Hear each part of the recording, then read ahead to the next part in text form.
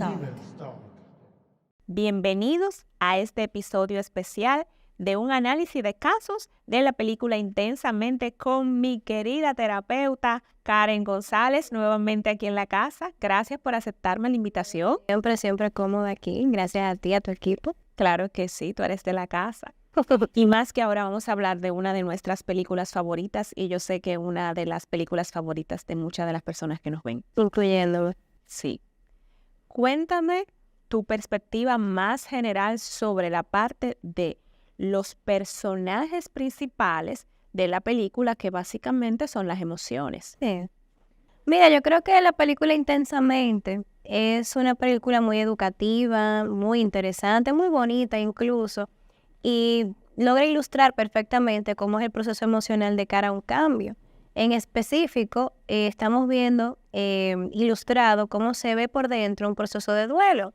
Fíjate que, sin intención de dar spoiler para el que no ha visto la película, pero bueno, mejor pausa el video si no la ha visto.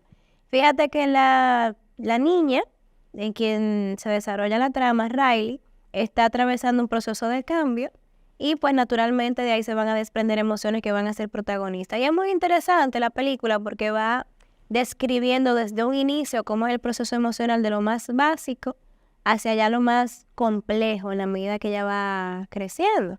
Y yo creo que eso es el gran atractivo que tiene la película, que si la vemos no solamente desde esa mirada recreativa, que es natural, sino como un aprendizaje, podemos tener mayor comprensión de cómo es nuestro proceso emocional. Algo de las cosas que me llama muchísimo la atención es que en el desarrollo de la trama se ve cómo todos estos personajes viven en la mente de Riley lo que ellos llaman esa zona de control. A nivel real, en nuestras emociones, realmente, ¿cuál es la zona de control de las emociones? ¿Cuál es esa parte fisiológica para que la gente pueda ilustrarse de cómo se supone que pasa ese proceso? Bueno, es que la respuesta es una muy buena pregunta, pero es una respuesta bastante técnica. La zona específica cerebral donde se comprende la mayoría de nuestras emociones básicas, porque fíjate que esas son las 5 emociones más primitivas, que son tristeza, miedo, enfado, alegría y asco.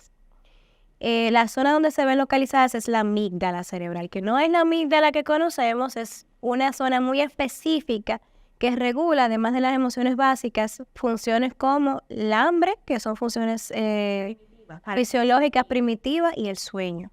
Por eso están todas muy relacionadas en un primer momento, porque creo que es muy importante enmarcar que este proceso emocional que describe la película es de una niña, cuyas emociones precisamente son básicas.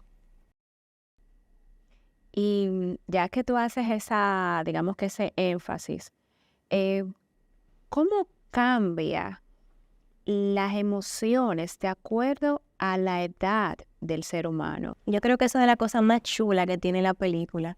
Cómo nos va como llevando. En un principio estamos todos aterrados, que tristeza y alegría se perdieron. Y estamos como que, ¡ay, Dios mío! Se perdió Riley.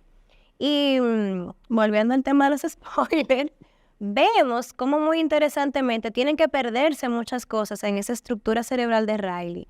Vemos cómo se va perdiendo, en primer lugar, esta parte que tiene que ver con la imaginación, que tiene que ver con las fantasías, ¿verdad? Y se sufre, porque lo sufre, claro, es una pérdida. Vemos cómo luego pasa a romperse lo que ella conocía de las amistades. Y vemos ahí una escena donde ella se molesta con una amiguita y le tranca la llamada y se quilló. Y así vemos cómo se van perdiendo otras cosas. Pero más adelante, que es muy bonito la forma en cómo ella los presenta, vemos algo interesante. Fíjense en una parte específica de la película, una escena muy bonita. Ustedes se ven que las bolitas del recuerdo vienen con el color que identifica la emoción, ¿verdad? Está la bolita amarilla, está la bolita azul. En un momento de la película ya estas bolitas vienen combinadas. ¿Ustedes se fijaron? Que vienen como esa mezcla amarillo y azul, rojo y verde y tal. Es que las emociones, en la medida que nos vamos haciendo cada vez más conscientes, porque esa es la palabra, se hacen más complejas. Por eso es más difícil ser feliz o únicamente feliz en la adultez. No quiero decir que sea imposible, ¿verdad? Porque no vamos a satanizar la adultez como algo terrible. Pero es imposible estar todo el tiempo feliz, todo el tiempo optimista.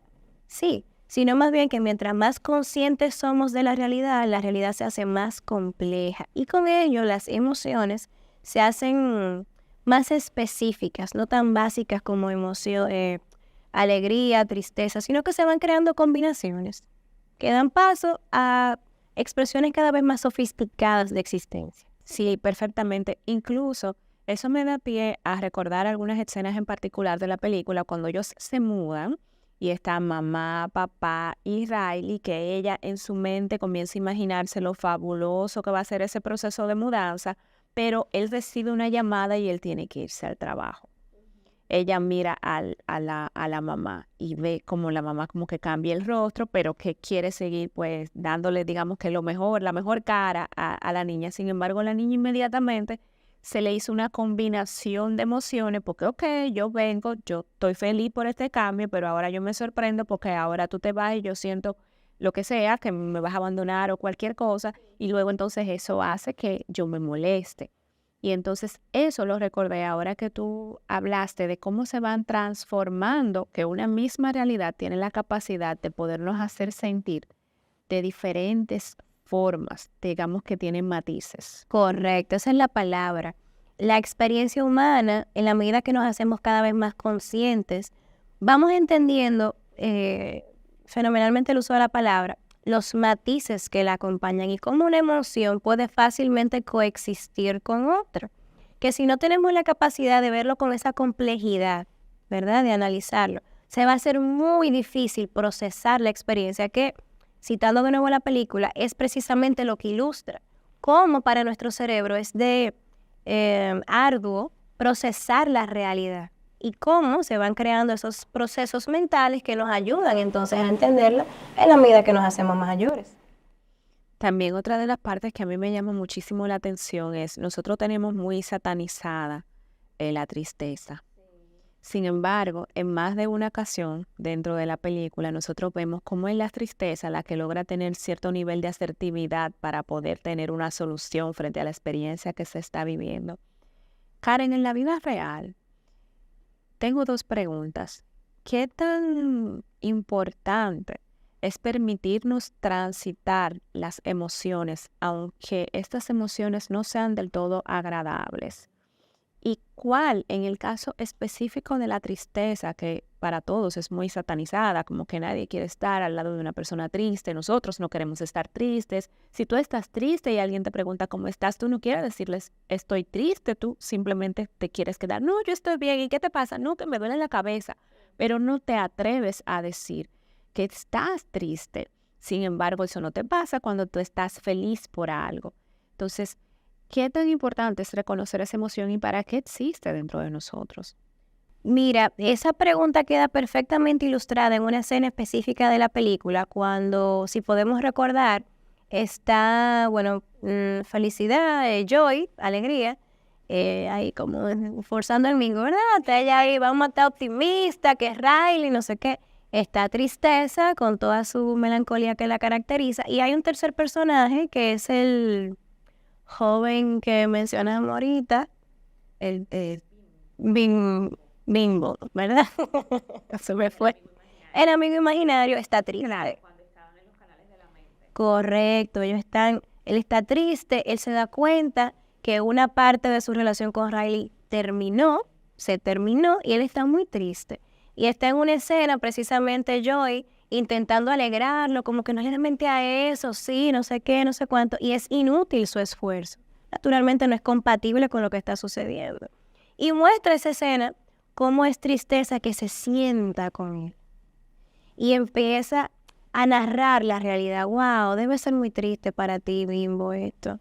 Me imagino que viviste cosas asombrosas. Y podemos ver cómo validar la experiencia tiene un impacto impresionante en este personaje.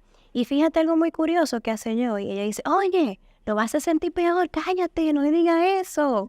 Sí, que es precisamente lo que hacemos ingenuamente, intentando cambiar el estado del ánimo del otro, sin darnos cuenta que esto es lo menos empático que podemos hacer. Es de hecho irrespetuoso tú pensar que tú tienes el poder de cambiar el ánimo del otro que está pasando por un mal momento. Entonces, ¿qué papel tiene la tristeza? Que también lo señala la película. Es la tristeza la que permite que el otro se acerque a consolarnos, siempre y cuando esté en la capacidad de vivir esa emoción con nosotros. Porque, ¿qué pasa? Si tú no estás en la capacidad de autorregularte, es imposible que me permitas a mí regularme en una emoción que tú mismo rechazas. Entonces, la tristeza, que vamos a describir cuál es el papel de la tristeza en la vida real. La tristeza es una emoción displacentera, es una emoción que baja los ánimos, literalmente, fisiológicamente, es una emoción que pausa, ¿ya? Es una emoción que logra aletargar el pulso de la persona. Y es una emoción que permite la ternura. ¿Ustedes no se fijaron que la emoción principal en la mente de la mamá de Ray era la tristeza? ¿Por qué? ¿Porque está triste, está depresiva, mamá? No, porque es una emoción tierna, cuidadora. ¿Y cuál es la emoción principal de la cabeza del papá de Riley? Vamos a ver, ¿quién se gana esos punticos? Ay, ay, ay, ay, ay, la rabia. El papá la supo decir. Y es interesante. Pero volviendo a tu pregunta, que es muy buena, la tristeza es una emoción social que permite el contacto social. Y sabes que yo tengo siempre la idea de que la tristeza es una de las emociones para mí más poderosas, más transformadoras, porque te muestra lo incómodo de una situación. Te muestra aquellas cosas que a ti no te gustan, aquellas cosas que ya tú no quieres tolerar más, pero te lo muestra desde mi perspectiva. Hablo desde también mi experiencia humana. La tristeza te muestra aquellas cosas que realmente son más vulnerables en ti, aquellas cosas que te duelen más, aquellas cosas que pasaron quizás porque tú en un momento determinado, entretenido con otras emociones, pasaste límites que no tenías que haber pasado. Y ahora eso te lo muestra, e incluso para mí es tan poderosa la emoción de la tristeza porque, contrario a la rabia, la tristeza te lleva a un estado de, como tú dices, de letargo. Cuando tú tienes rabia, cuando tú estás molesto, primero estás muy eufórico, tú lo que quieres, yo tengo una amiga que tiene un colegio y hay un niño que cuando se molesta dice, yo quiero venganza. Entonces, yo cada vez que me molesto y estoy relajando con ella, le digo, amiga, yo quiero venganza. Entonces la rabia te muestra eso, pero también la rabia es complicado manejar socialmente porque la rabia, como puede llevarte a conductas que no son adecuadas, es mal vista. Correcto. Entonces, hasta tus gestos, si estás enojado, pueden sentirse con cierto nivel de agresividad. Pero la tristeza, aunque tampoco es aceptada socialmente, yo diría que más por la incomodidad que produce el hecho de no saber gestionarlo. Pero nadie puede decirle a nadie que le molesta que estés triste. Tú supieras que no deberían, pero hay formas muy sutiles de decirme desagradas triste. ¿Sabes por qué? Porque una persona que está triste no está emocionalmente disponible. Una persona que está pasando por un mal momento, pues naturalmente no te va a acompañar a una fiesta, naturalmente no está de ánimo, no sé qué, para cotorrear, para chismear. Entonces, eso hace que en la relación yo te necesite. Y aunque yo no te voy a prohibir la tristeza, te voy a poner reglas. Está bien, está triste, pero todavía tú tenés eso. Ay, mano, pero ya supéralo. Ese otro puntito que también se vio mucho en la película con la tristeza, pero también con el enojo. En un momento que ellos estaban en la zona de control y era también, no recuerdo ahora si era el papá o la mamá de Riley que la ven ahí tratando de gestionarse y querían ponerle como un deadline, como ya no tenemos por qué estar de esa forma. Entonces, con relación a lo que tú dices, es muy cierto, la gente le quiere poner tiempos a los procesos emocionales del otro. Claro. Sí, no, recuerda la premisa básica, o sea, es que una persona incapaz de autorregularse será incapaz de tolerar tu proceso de regulación emocional y empezará a desvalidarlo, a criticarlo, a cuestionarlo, a minimizarlo en el afán de que tú estés disponible para mí. Y citando de nuevo la película, me resulta muy interesante porque fíjate cómo esta niña en su proceso tuvo la capacidad de tolerarlo hasta el final, dando paso a la transformación. Muchas personas, incluso en su adultez, no permiten que esto suceda, interrumpen el proceso de cambio, porque no pueden tolerar el malestar, la frustración, lo que sea, y no se dan cuenta cómo con eso no solamente se sabotean, sino que le ponen un tope, como que le ponen techo a su propia evolución, estancándose. Crecer duele, crecer implica pérdidas. Crecer implica renuncias. Ay, ese es uno de los puntos que más me conmovió de la película, era precisamente este amiguito. De nuevo, me fue el nombre, Bimbo. El amigo imaginario. En un momento se sacrifica en que Riley evolucione y dice la frase que me conmueve y dice, llévala a la luna por mí. Qué lindo, qué bonito. Y es que, bueno, sí, crecer duele y hay que dejar cosas que nos gustan, que nos conmueven, que amamos atrás porque ya no encajan en la versión actual de mí. Puntos interesantes. Cuando la película empieza, es cuando Riley nace. Oh, no le había llegado que era que Riley estaba naciendo. Sí, Riley estaba naciendo, ya estaba todavía ahí acabando de salir. Yo vi un bebé, no Un sabía que era bebecito. ella. Un bebecito. El punto es, pueden, o lo normal para ilustrarles, tú tienes emociones desde siempre. Sí, las emociones son innatas. Eso hay que verle, un bebé quillao. Eso da gusto. Ya se pone rojito. Las emociones son básicas, innatas, primitivas y universales. Un bebé chino, un bebé africano y un bebé dominicano tienen las mismas reacciones. Por un tema de supervivencia, un bebé no habla. ¿Cómo un bebé te puede expresar que está incómodo con algo? Con sus expresiones faciales. Y las emociones, sobre todo las básicas, son fisiológicas. La rabia, ¿cómo se sabe que estamos quillados? Sentimos como un caliente por dentro, nos ponemos rojos, inmediatamente se ve en la expresión facial, un truño, una cosa. Lo mismo pasa con la tristeza, se te pueden aguar los ojitos, ¿verdad? Se te cae el párpado, se te tranca la voz, ¿verdad? Un bebecito inmediatamente llora y así. Entonces, nuestras emociones son reacciones fisiológicas y sí me gusta mucho enmarcar que la función básica de las emociones es la supervivencia. Precisamente por esa razón los bebecitos experimentan emociones. Incluso hay estudios que certifican que los bebecitos pueden tener experiencias sensoriales y emocionales desde el útero, que pueden experimentar ansiedad, que pueden experimentar miedo, y esto es sumamente interesante. Pero para no ir a una, se cara la película y tú preguntas, sí, las emociones son innatas, nacemos con ellas, o nacemos con la capacidad de experimentarlas. ¿Qué papel juegan, en el caso de la película, los papás de Riley en esa regulación emocional?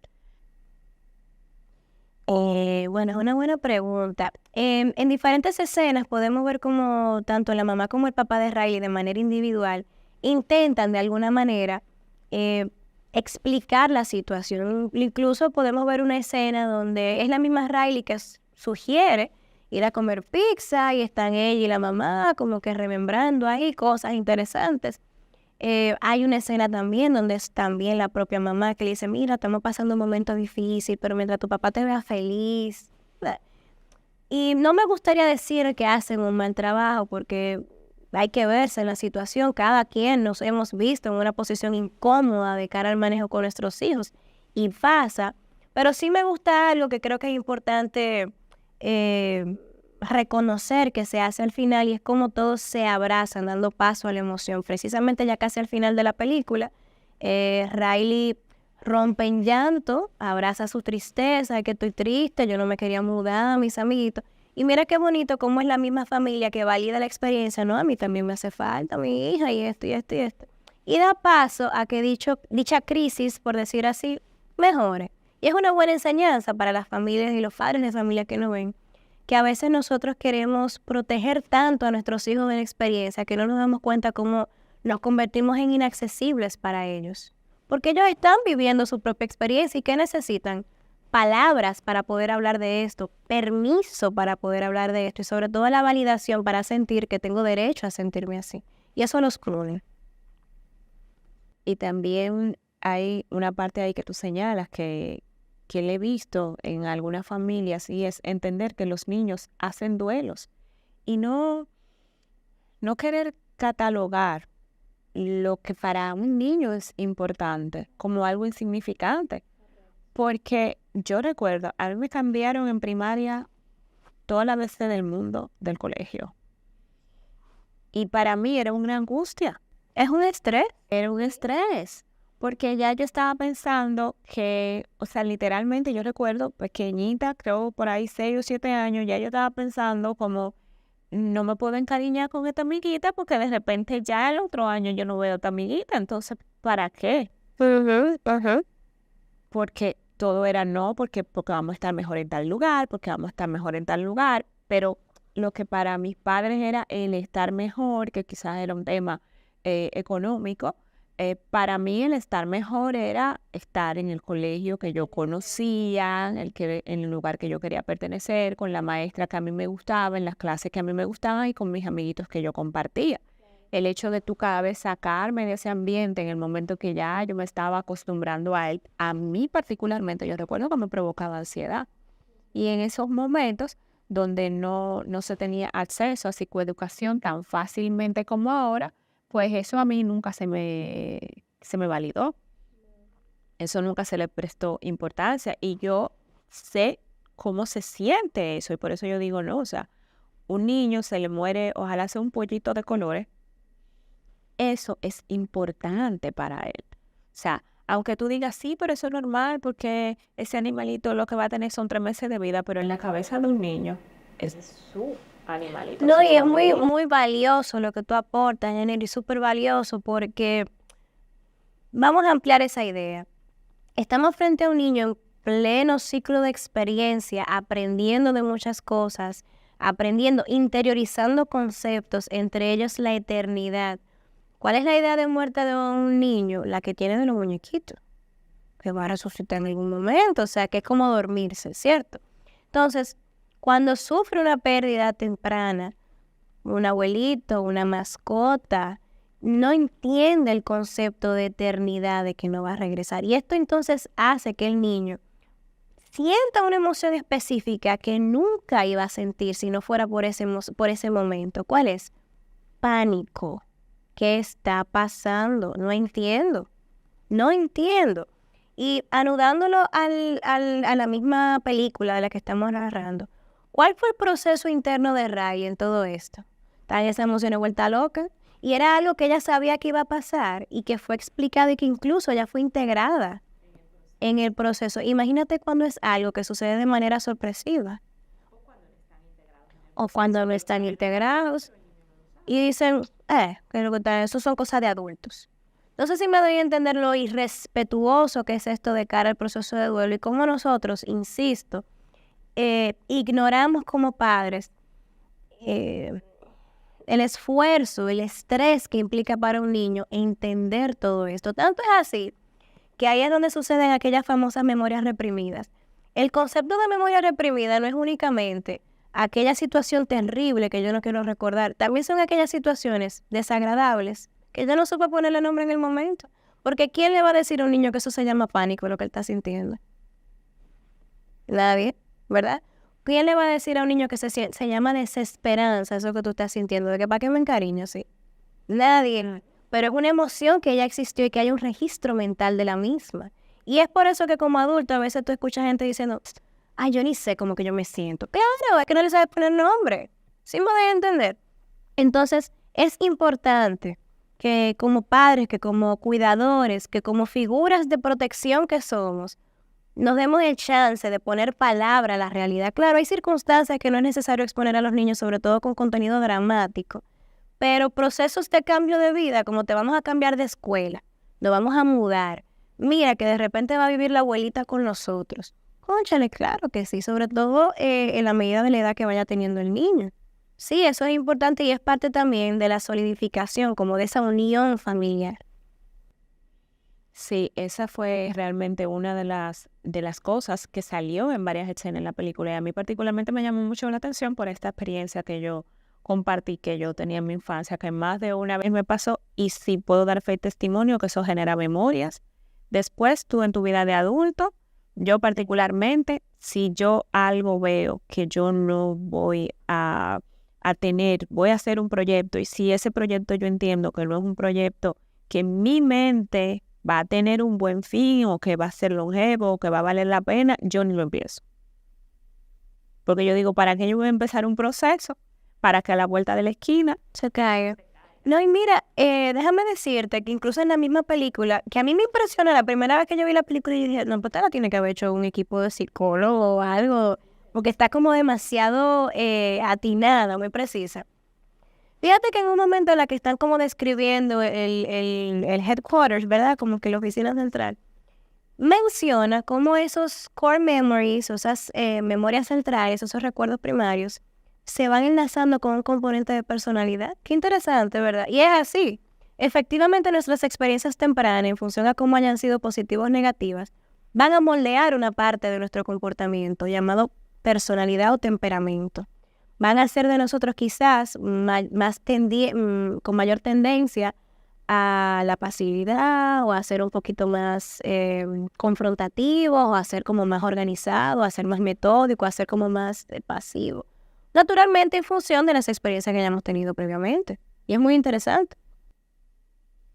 sí, yo recuerdo esa parte donde dices, también hay otra parte súper interesante y ahí te voy a preguntar de cómo sabemos qué emoción va a tomar el mando, como ellos dicen, en un momento determinado. En esa parte bien donde dice que alegría al final se monta y después que el amigo imaginario le dice que la lleve a la luna.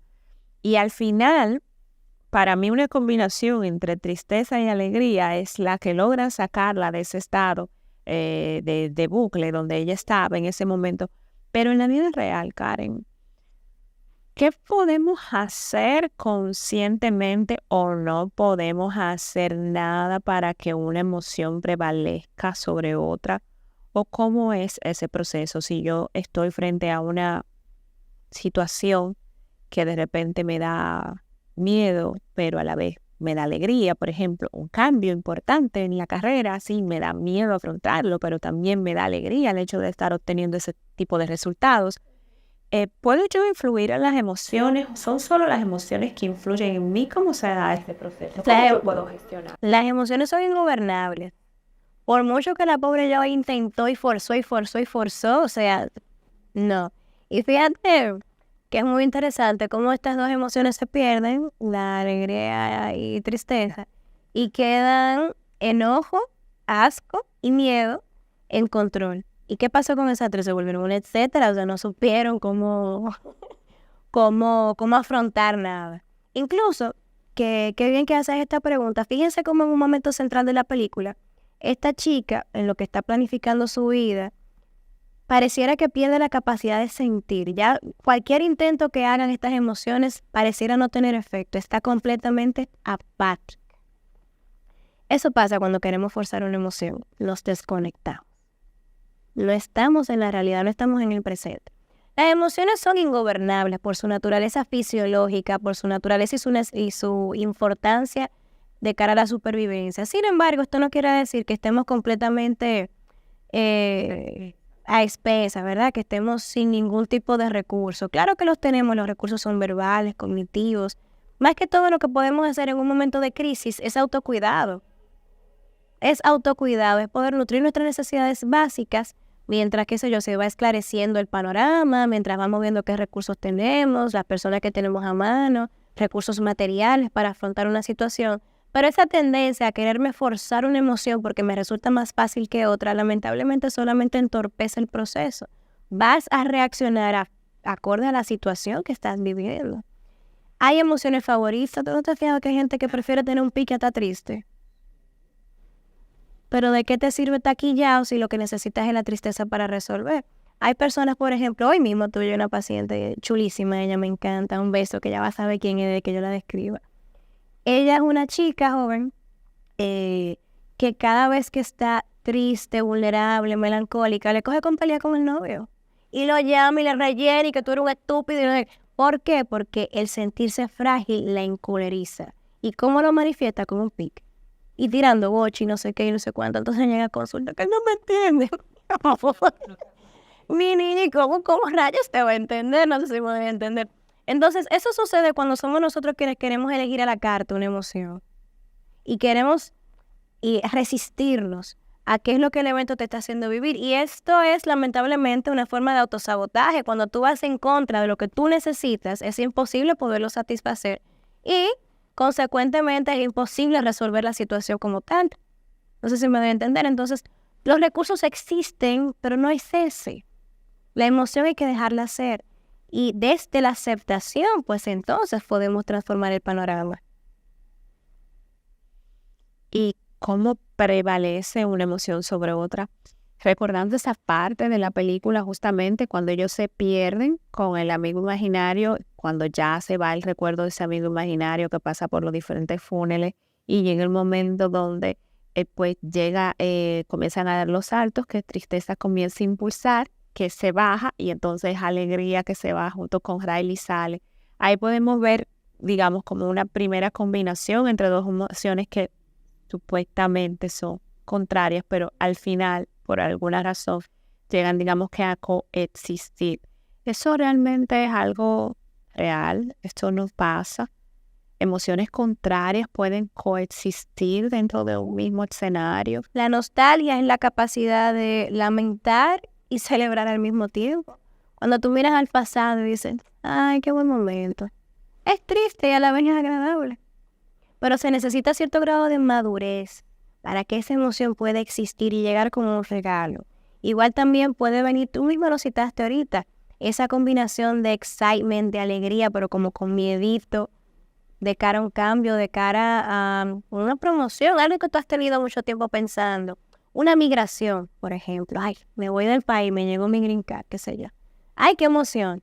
Claro, pero eso no quita que haya cosas que se vayan a perder y que consecuentemente sean tristes, ¿no? Entonces, sí, emociones que pueden ser diametralmente opuestas pueden coexistir perfectamente.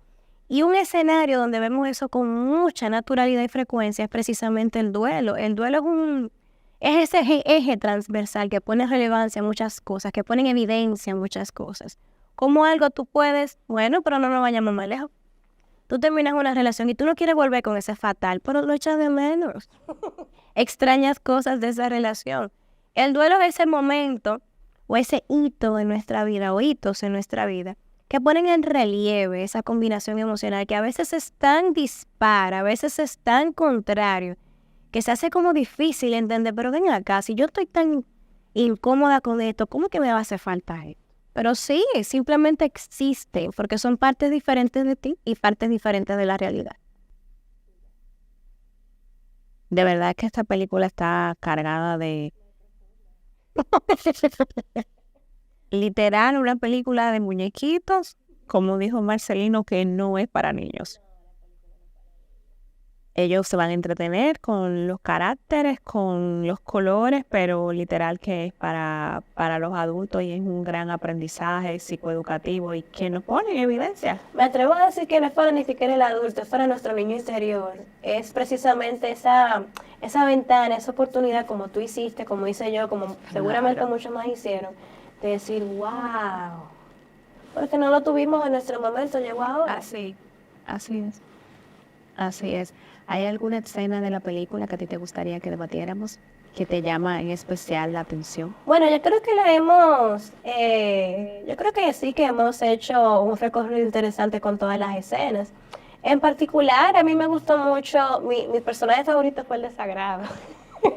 Y el mío era tristeza. Sí. El mío era tristeza, sí, porque yo lo encontraba súper asertiva, porque que alegría literalmente me tenía un poco agobiada. Porque alegría estaba muy intensa, Sí. porque alegría quería que las cosas fueran Como como ella ella quería. quisiera, en el momento que ella quisiera y no dejaba que nadie... Es una emoción infantil. Mira, de verdad, que alegría me tenía un poco Estaba agobiada. necia ella, sí. Entonces, tristeza, aunque al inicio yo recuerdo particularmente una escena donde ella se cae, no puedo más, y ella se cae, y yo dije, qué dramática, y me recordé de otra. Es como medio que claro. La percepción que tuve yo de tristeza es como, ay, pero catastrófica. Es lo que te digo, me recordé de otras personas de mi círculo cercano, digo yo, el drama aquí en escena. Sin embargo, yo en el recorrido de la película dije, es que es asertiva. Es que es asertiva porque es que a nadie le gusta. No, y estaba a tono con la de sus ausentes. ¿Sabes qué me gustó a mí de Desagrado? Sus respuestas pasivo-agresivas. Es que me encantan. Y déjame decirte que al momento de identificar una emoción, esa es una de las que menos o más difíciles tenemos como de percibir. Que decimos desagrado porque se escucha más bonito, pero la palabra real es asco. Y no nos gusta, como que, ay, suena feo, suena como que, ay, como que no, espérate, asco no. Uy, exacto, suena como mucho. Pero es que esa es la palabra de asco, rechazo. Y, ¿sabes por qué que me gusta mucho? Porque nosotros valoramos, como que glorificamos mucho a las personas sarcásticas, a las personas pasivo-agresivas, a las personas como con esta actitud. Y creemos que eso es autoestima. Y me gusta tanto como en la película se ve como realmente es, que es una emoción, bueno, básica, que es de supervivencia, pero que también es como media malcriadita. Es como media malcriadita. Es buscando incomodar y es más que eso, la manifestación de comodidad que necesita ser regulada. Por eso es que me gusta tanto la muchachita, como que, ay, mírala a ella ahí. Sí, definitivamente que somos amantes de las emociones desagradables. Es que están ahí, o sea, ¿qué vamos a hacer? Tenemos que vivirlas. Fíjate que de 5 solamente una es agradable, que es alegría, y las otras. Y es la más intensa, con razón es que es la más, tiene que ser la más medida, porque imagínate una persona que iba todo el tiempo en alta, eso no lo aguanta nadie.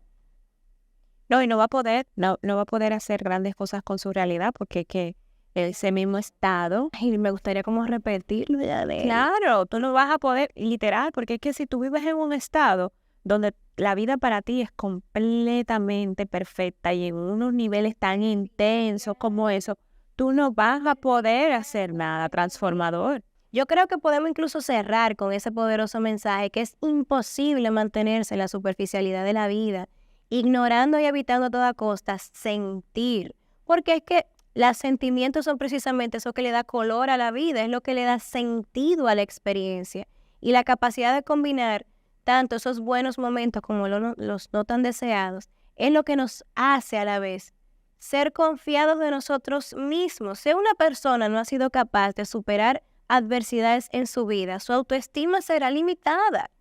Precisamente por eso esta película muy bien ilustra el proceso de madurez emocional. Y por muy difícil, tortuoso, doloroso que sea el proceso, debemos confiar en el resultado y en nuestras capacidades para ver la vida desde ese otro ámbito. De lo contrario, lamentablemente, nos vamos a estancar conjunto a nuestros problemas. Gracias, Karen. De verdad que maravilloso recorrido. A mí me encanta esa película. Vamos a ver ahora las sorpresas que nos trae la parte 2. Y de verdad que es un honor yo poder aquí analizar un poco contigo. No, siempre a la orden, lo disfruté bastante. Claro. Vamos para la parte 2 ahora. Así mismo. Y ustedes, hasta un siguiente encuentro de Women's Talk.